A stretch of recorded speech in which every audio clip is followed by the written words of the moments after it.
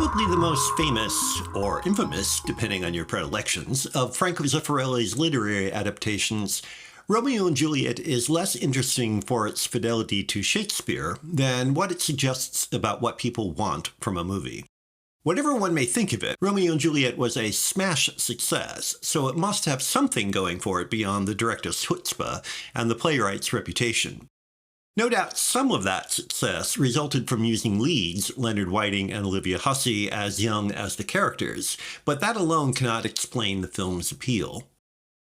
It is a cinch the appeal is not Zeffirelli's filmmaking. He might have been a theatrical genius, but Zeffirelli's cinematic sense left a lot to be desired. Start with the uneven performances, with Hussey and Whiting, for example, looking wonderful only as long as they keep their mouths shut. Then there is the frantic hustle and bustle hiding the awkward amateurishness of the dramatic and narrative development. First-rate collaborators like cinematographer Pasqualino De Santis, costume designer Danilo Donati, and composer Nino Rota help, but borderline ineptitude always threatens to poke through.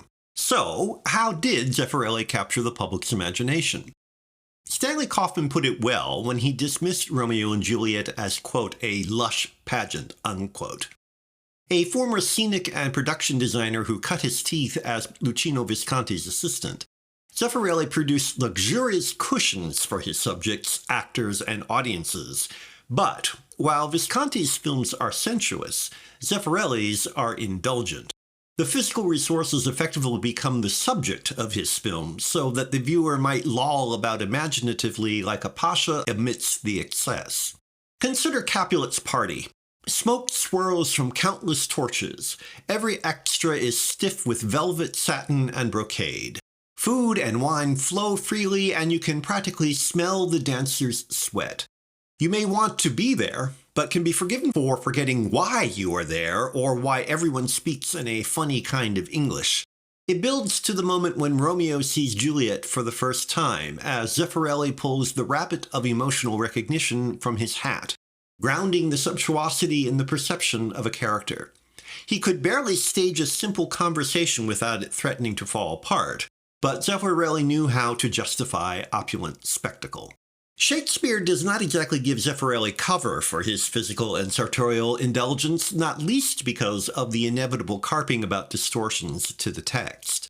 But the cultural cachet and expense of Zeffirelli's projects demand the benefit of the doubt in a way that other visual stylists working with less prestigious material, a Mario Bava, say, or a Sergio Leone, do not enjoy.